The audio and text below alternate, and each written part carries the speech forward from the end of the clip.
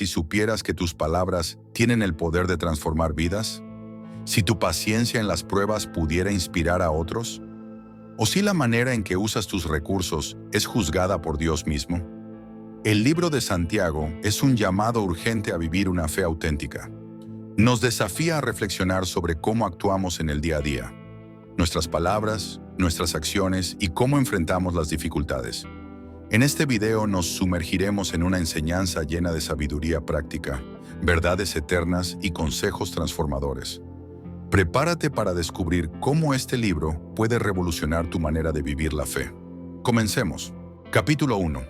El capítulo 1 del libro de Santiago sienta las bases de una fe práctica y resistente. En este capítulo, Santiago aborda cómo enfrentar las pruebas, buscar sabiduría divina, vivir una fe activa y controlar nuestras reacciones frente a las dificultades. Es un llamado a la madurez espiritual y a la coherencia entre lo que creemos y lo que hacemos. Gozarse en las pruebas. Santiago comienza con un consejo inesperado: regocijarse en medio de las pruebas. Dice: hermanos míos, tened por sumo gozo cuando os halléis en diversas pruebas, sabiendo que la prueba de vuestra fe produce paciencia. Mas tenga la paciencia su obra completa, para que seáis perfectos y cabales, sin que os falte cosa alguna. Las pruebas no son castigos, sino oportunidades para crecer espiritualmente. Nos ayudan a desarrollar paciencia y carácter, perfeccionando nuestra fe. Aunque no es fácil regocijarse en el sufrimiento, podemos confiar en que Dios está trabajando en nosotros para nuestro bien. Pidiendo sabiduría a Dios. Santiago anima a los creyentes a pedir sabiduría cuando enfrentan retos, asegurándoles que Dios la da generosamente. Si alguno de vosotros tiene falta de sabiduría, pídala a Dios, el cual da a todos abundantemente y sin reproche, y les será dada. La sabiduría divina es esencial para tomar decisiones correctas y enfrentar las pruebas con perspectiva eterna. Debemos pedirla con fe, confiando plenamente en que Dios nos guiará. La duda divide nuestra mente y nos impide recibir lo que Dios quiere darnos. La actitud hacia las riquezas y las circunstancias. Santiago contrasta la situación de los hermanos humildes y los ricos, recordándonos la fugacidad de la vida. El hermano que es de humilde condición, gloríese en su exaltación, pero el que es rico en su humillación, porque pasará como la flor de la hierba. Nuestra identidad no debe depender de nuestras circunstancias terrenales, sino de nuestra posición en Cristo. Tanto el rico como el pobre están llamados a depender de Dios y a reconocer que todo en esta vida es temporal. Resistiendo la tentación. Santiago asegura que hay una bendición especial para aquellos que perseveran bajo la tentación. Bienaventurado el varón que soporta la tentación, porque cuando haya resistido la prueba, recibirá la corona de vida que Dios ha prometido a los que le aman. La tentación no proviene de Dios, sino de nuestros propios deseos. Resistirla es una muestra de amor a Dios y nos lleva a la victoria espiritual. Al enfrentar la tentación, debemos depender del Espíritu Santo y recordar las promesas de Dios. Ser hacedores de la palabra. Santiago enfatiza que no basta con oír la palabra de Dios. Debemos ponerla en práctica. Pero sed hacedores de la palabra y no tan solamente oidores, engañándoos a vosotros mismos. La verdadera fe se refleja en nuestras acciones. Leer la Biblia sin aplicarla a nuestra vida es como mirarse en un espejo y olvidar cómo lucimos. Al obedecer la palabra, experimentamos la bendición de vivir según la voluntad de Dios. Una religión pura y sin mancha. Santiago concluye el capítulo definiendo la verdadera religión como aquella que se manifiesta en el control de la lengua, el cuidado de los necesitados y la santidad personal. La religión pura y sin mácula delante de Dios, el Padre, es esta: visitar a los huérfanos y a las viudas en sus tribulaciones, y guardarse sin mancha del mundo. Nuestra fe debe traducirse en amor práctico hacia los más vulnerables y en un estilo de vida que honre a Dios. La verdadera espiritualidad no se mide solo por lo que decimos, sino por cómo vivimos. El capítulo 1 de Santiago nos desafía a abrazar las pruebas, buscar sabiduría divina, resistir la tentación y vivir una fe activa y pura. Cada versículo nos llama a crecer en madurez espiritual y a reflejar el carácter de Cristo en nuestras acciones diarias. Permita al Señor que su palabra transforme nuestro corazón y nuestra vida para glorificarlo en todo lo que hacemos. Capítulo 2. El capítulo 2 del libro de Santiago es una sección crucial que aborda dos temas fundamentales para la vida cristiana: la parcialidad y la relación entre la fe y las obras. Este capítulo no solo nos desafía a examinar nuestras actitudes hacia los demás, sino también nos llama a demostrar la autenticidad de nuestra fe a través de nuestras acciones. La parcialidad y el favoritismo. Santiago comienza este capítulo condenando la parcialidad y el favoritismo en la comunidad cristiana. Utiliza el ejemplo de cómo algunas personas muestran preferencia hacia los ricos mientras desprecian a los pobres. Dice: «Hermanos míos, que vuestra fe en nuestro glorioso Señor Jesucristo sea sin acepción de personas». El apóstol destaca que Dios no hace acepción de personas y que el favoritismo contradice el amor al prójimo, que es la esencia de la ley real. Amarás a tu prójimo como a ti mismo. Este pasaje nos invita a reflexionar sobre nuestras propias actitudes. ¿Juzgamos a las personas por su apariencia, estatus o recursos? Como hijos de Dios, estamos llamados a amar y tratar a todos con igualdad, recordando que cada ser humano tiene un valor infinito a los ojos de Dios. Fe sin obras es muerta. La segunda mitad del capítulo aborda la relación inseparable entre la fe y las obras. Santiago plantea una pregunta desafiante. ¿De qué aprovechará, hermanos míos, si alguno dice que tiene fe y no tiene obras? ¿Podrá la fe salvarle? El apóstol explica que una fe genuina debe producir frutos visibles en nuestras acciones. Usa ejemplos como el de Abraham, cuya fe fue perfeccionada por sus obras, y el de Rahab, quien demostró su fe al ayudar a los espías israelitas. Vosotros veis, pues, que el hombre es justificado por las obras, y no solamente por la fe. Este pasaje nos desafía a examinar si nuestra fe está viva o muerta. Una fe viva transforma nuestra forma de vivir y nos lleva a actuar con amor, justicia y compasión. No somos salvos por nuestras obras, pero nuestras obras son evidencia de una fe verdadera. En nuestras iglesias, trabajos y relaciones, debemos esforzarnos por tratar a todos con respeto y amor, sin importar su trasfondo o circunstancias. Reflexionemos sobre cómo nuestras acciones diarias reflejan nuestra fe en Cristo. ¿Estamos siendo luz en medio de las tinieblas? ¿Estamos ayudando a los necesitados y mostrando el amor de Dios a los demás? Como Abraham y Rahab, seamos obedientes al llamado de Dios, confiando en Él incluso cuando no entendamos completamente su plan. Santiago 2 nos recuerda que la fe y las obras son dos caras de la misma moneda. Una fe genuina no puede existir sin obras que la respalden, y nuestras acciones deben estar motivadas por el amor y la obediencia a Dios. Al reflexionar en este capítulo, pidamos al Espíritu Santo que nos guíe para vivir una fe auténtica y transformadora que glorifique a Dios en todo lo que hacemos. Capítulo 3. El capítulo 3 del libro de Santiago se centra en dos temas fundamentales: el poder de la lengua y la sabiduría divina. Santiago nos desafía a reflexionar sobre el impacto de nuestras palabras y nos invita a buscar una sabiduría que viene de lo alto, caracterizada por la pureza y la paz.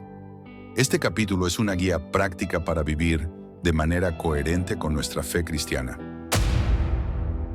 El poder de la lengua.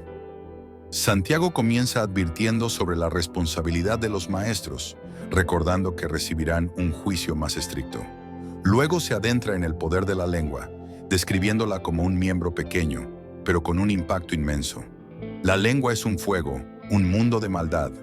La lengua está puesta entre nuestros miembros y contamina todo el cuerpo. Santiago utiliza imágenes poderosas para ilustrar el poder destructivo de la lengua. Un pequeño fuego que incendia un gran bosque, un timón que dirige un barco y un freno que controla un caballo. Nuestras palabras tienen el poder de construir o destruir. Una palabra dicha sin cuidado puede causar daño irreparable, mientras que una palabra llena de amor y verdad puede transformar vidas. Como cristianos, debemos usar nuestra lengua para glorificar a Dios y edificar a los demás. Es esencial que rindamos nuestras palabras al control del Espíritu Santo. La dualidad de la lengua. Santiago también destaca la incoherencia de usar la lengua para bendecir a Dios y maldecir a los hombres. Con ella bendecimos al Dios y Padre, y con ella maldecimos a los hombres, que están hechos a la semejanza de Dios. Esto revela la necesidad de una transformación interna que impacte nuestra manera de hablar. La lengua refleja el estado de nuestro corazón. Si de una fuente no puede brotar agua dulce y amarga, nuestras palabras deben ser consistentes con nuestra fe. Debemos pedir a Dios que purifique nuestro corazón para que nuestras palabras sean un testimonio de su gracia. La sabiduría de lo alto. En la segunda parte del capítulo, Santiago compara la sabiduría terrenal con la sabiduría divina. La primera es caracterizada por celos y ambiciones egoístas, mientras que la sabiduría que viene de Dios es pura, pacífica, amable, benigna y llena de misericordia. Pero la sabiduría que es de lo alto es primeramente pura, después pacífica, amable, benigna, llena de misericordia y de buenos frutos. La verdadera sabiduría se manifiesta en nuestras acciones y actitudes. No se trata solo de conocimiento, sino de una vida que refleja el carácter de Cristo. Debemos buscar esta sabiduría a través de la oración, la meditación en la palabra y la sumisión al Espíritu Santo. El capítulo 3 de Santiago nos desafía a controlar nuestra lengua y a buscar la sabiduría de Dios. Nuestras palabras y nuestras acciones deben ser un reflejo de nuestra fe en Cristo. Permitamos que el Espíritu Santo transforme nuestra manera de hablar y vivir para que glorifiquemos a Dios en todo lo que hacemos. Capítulo 4. El capítulo 4 del libro de Santiago es una llamada de atención a los creyentes sobre los peligros de la soberbia, el amor al mundo y la falta de sumisión a Dios. Santiago aborda cómo los conflictos internos y externos son resultado de corazones alejados de la voluntad de Dios. Este pasaje también subraya la importancia de la humildad, la dependencia de Dios y la vida en completa obediencia a Él. Nos desafía a examinar nuestras prioridades y a buscar una relación más cercana con nuestro Creador. Los conflictos y sus causas. Santiago empieza el capítulo cuestionando la fuente de las guerras y los pleitos entre los creyentes. Identifica las pasiones desordenadas como la raíz de estos conflictos. Las personas codician, desean, pero no obtienen, y esto lleva a peleas y contiendas. También se menciona la oración mal dirigida, motivada por deseos egoístas. Pedís y no recibís, porque pedís mal, para gastar en vuestros deleites. Los deseos desordenados son un reflejo de un corazón no alineado con los propósitos de Dios. Este pasaje nos invita a revisar nuestras intenciones y a buscar la satisfacción en la voluntad de Dios, en lugar de perseguir placeres temporales. La enemistad con el mundo. Santiago describe la amistad con el mundo como enemistad con Dios. Esta afirmación contundente nos recuerda que no podemos dividir nuestra lealtad entre Dios y las cosas mundanas. Además, destaca la gracia de Dios como el recurso para superar nuestras inclinaciones pecaminosas. Dios resiste a los soberbios y da gracia a los humildes. La amistad con el mundo es peligrosa porque nos desvía de nuestra dependencia de Dios. Debemos preguntarnos, ¿estamos buscando la aprobación del mundo o la de nuestro Señor? La humildad es clave para recibir la gracia transformadora de Dios. La sumisión a Dios. En estos versículos, Santiago presenta un llamado claro a someterse a Dios y resistir al diablo. Este acto de sumisión incluye acercarse a Dios, limpiar nuestras manos y purificar nuestros corazones. También enfatiza la necesidad de lamentar sinceramente nuestro pecado. Humillaos delante del Señor, y Él os exaltará. Someterse a Dios significa reconocer su soberanía y buscar su voluntad en cada área de nuestra vida. La verdadera transformación comienza cuando nos acercamos a Él con corazones arrepentidos, confiando en su poder para levantarnos y renovarnos. No juzgar a los demás. Santiago advierte contra el acto de juzgar a los demás. Recuerda a los creyentes que solo hay un legislador y juez, que es Dios. Juzgar a otros es usurpar el papel de Dios y despreciar su ley. ¿Quién eres tú para que juzgues a otro? Al juzgar a los demás olvidamos nuestra propia necesidad de gracia. En lugar de criticar, debemos enfocarnos en amar y edificar a los otros, recordando que solo Dios tiene la autoridad para juzgar. La soberbia y la incertidumbre de la vida. El capítulo concluye con una advertencia contra la arrogancia al hacer planes sin considerar la voluntad de Dios. Santiago recuerda a los creyentes que la vida es como una neblina que desaparece rápidamente y que deben decir: si el Señor quiere, viviremos y haremos esto o aquello. Reconocer nuestra dependencia de Dios en todos los aspectos de nuestra vida es esencial. Debemos vivir con humildad, sometiendo nuestros planes a su voluntad y confiando en su sabiduría. El capítulo 4 de Santiago nos llama a abandonar la soberbia, las pasiones desordenadas y la amistad con el mundo. Nos desafía a vivir en humildad, someternos a Dios y depender completamente de Él. Al reflexionar en este pasaje, permitamos que el Espíritu Santo nos guíe a una vida de integridad y sumisión, recordando que solo en Dios encontramos verdadera paz y propósito. Capítulo 5. El capítulo 5 de Santiago aborda temas cruciales para la vida cristiana, como la advertencia a los ricos opresores, la paciencia en las pruebas, la importancia de la oración y el poder de la restauración en la comunidad de fe. Este capítulo nos desafía a vivir con justicia, paciencia y fe mientras esperamos la venida del Señor. Advertencia a los ricos opresores.